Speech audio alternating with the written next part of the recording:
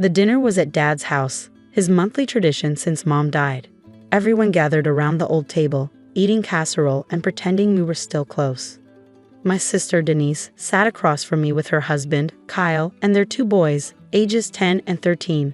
They wore matching polo shirts that screamed, "We're doing fine," while their mortgage ate them alive. Not that anyone knew, except me. 5 years ago, Denise had called me crying. "We're going to lose the house. Kyle's company downsized. We're 3 months behind. The bank sent a foreclosure notice. How much do you need?" $2,200 a month, just until Kyle finds something, maybe 6 months. I set up automatic payments, $2,200 every month for 60 months. $132,000.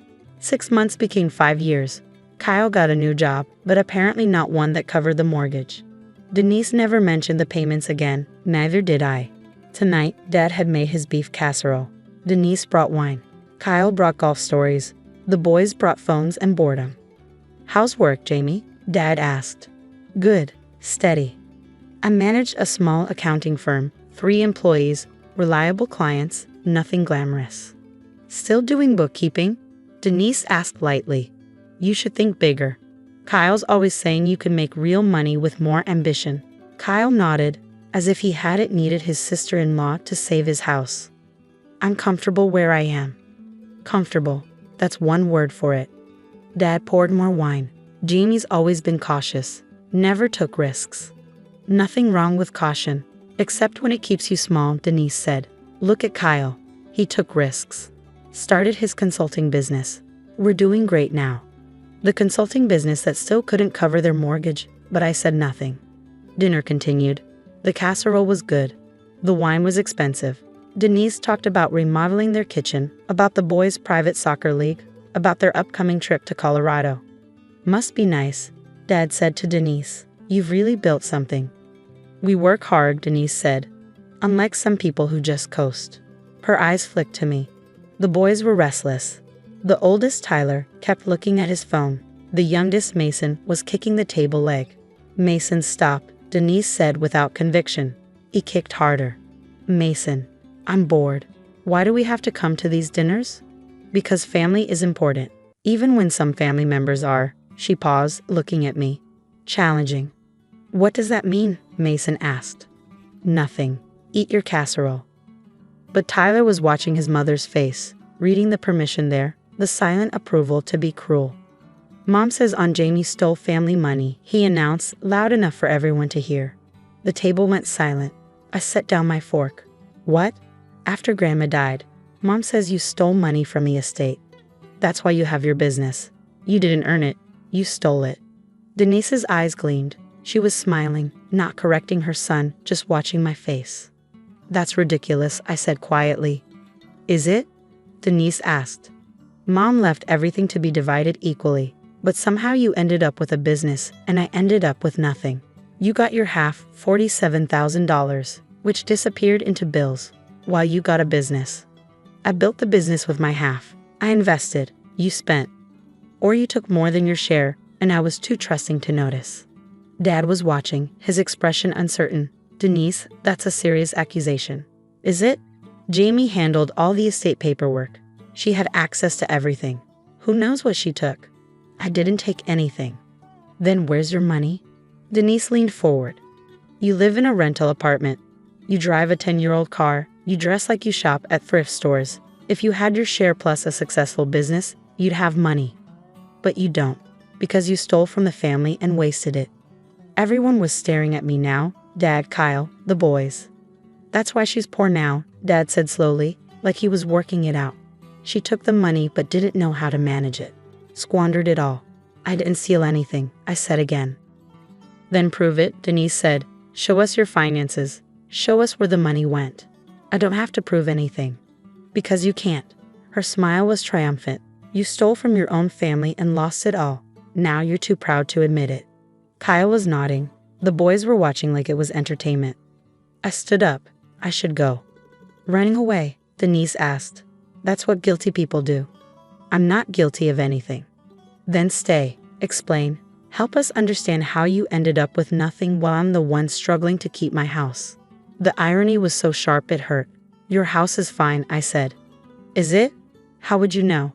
Oh right, because you're probably watching, waiting for me to fail so you can feel better about stealing from me. I looked at Dad. He wouldn't meet my eyes. You believe this? I asked him. He shrugged. Money went missing, Jamie. You did handle the estate. And you are? He gestured at my worn sweater, my simple clothes. You don't look like someone who has money. So I must have stolen it and wasted it. I'm just saying, Denise has a point. Everyone laughed. Not mean laughter exactly, but knowing. The kind that said they'd all been thinking it and were glad someone finally said it out loud. I grabbed my bag and left. In my car, I sat in Dad's driveway for a moment. Through the window, I could see them at the table. Denise was gesturing, probably explaining more ways I'd wronged her. Dad was nodding. Kyle was refilling wine glasses. The family dinner continued without me, the thief, the poor relation, the failure. I drove home to my rental apartment, the one I lived in because I paid $2,200 a month to keep Denise in her house. At home, I opened my laptop and logged into my bank account. 5 years of automatic payments to Denise and Kyle's mortgage company. Everyone documented. Everyone cleared. $132,000. I'd inherited $47,000. Built a business that netted me $75,000 a year after taxes. Lived modestly because $26,000 of my income went to my sister's mortgage every year. And she'd called me a thief. I drafted an email to the mortgage company. Please cancel the automatic payment arrangement for account ending in 4782, effective immediately. Lisa Morrison. I hit send. Then I went to bed. The next morning, Saturday, my bank statement arrived in the mail, the physical one I still got monthly, old-fashioned but thorough. I opened it. 5 years of payments, all listed. Every month, $2,200 to First National Bank. Mortgage payment for the property at 847 Birchwood Drive. Denise's address. I took a photo of the statement and sent it to Dad, Denise, and Kyle in a group text. Since there's confusion about where my money goes, 5 years of payments, your mortgage, Denise. $132,000. You're welcome. Payments stopped as of today. I turned off my phone and went for a walk. When I came back 2 hours later, I had 47 missed calls. I listened to the voicemails in order. First, Dad, Jamie, call me. I don't understand. What is this? Then Kyle, Jamie, please call. We need to talk. This is a mistake, right? Then Denise, you can't just stop paying. We have a contract. More from Dad, Jamie, Denise is very upset. Can you please explain what's happening? Kyle again. The bank called. They say the payment arrangement has been canceled. Our mortgage is due in full on the 1st. That's Monday. We don't have $2,200 ready. Please call. Denise, her voice shaking. This is blackmail. You can't hold our house hostage because I said something you didn't like. Dad, Jamie, please. The boys are crying. Denise says they might lose the house. Surely we can work this out. I deleted them all and made tea. Sunday, they showed up at my apartment, all of them. Dad, Denise, Kyle, the boys. I opened the door but didn't invite them in. We need to talk, Dad said. About what? The mortgage payments. What about them? Denise pushed forward. You've been paying our mortgage? For 5 years? Yes. Why didn't you tell us? You called sobbing 5 years ago. Asked for help for 6 months. I helped. You never mentioned it again, neither did I. But 5 years. You never said you could pay it yourselves, so I kept paying. Kyle was pale. $132,000. $147,400 plus property taxes. Property taxes too? Dad's voice was faint. But you're poor, Dad said. You live here. You drive that old car. I live here because I pay $26,000 a year to keep Denise in her house. I drive that car because it runs fine and doesn't require payments. I dress simply because expensive clothes don't make me happy. I chose to live modestly so I could help my sister. Denise's face had gone from pale to red. You let me think. All this time, you let me believe we were doing it ourselves.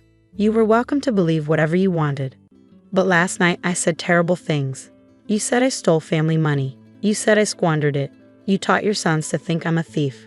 Dad believed you. Everyone laughed. Dad looked stricken. We didn't know. You didn't ask. You just assumed. You saw my modest lifestyle and decided I must be a failure and a thief. You should have told us. Denise was crying now. You should have said something. Like at dinner last night? When your son announced I stole from the family, would that have been a good time to mention I've been paying your mortgage?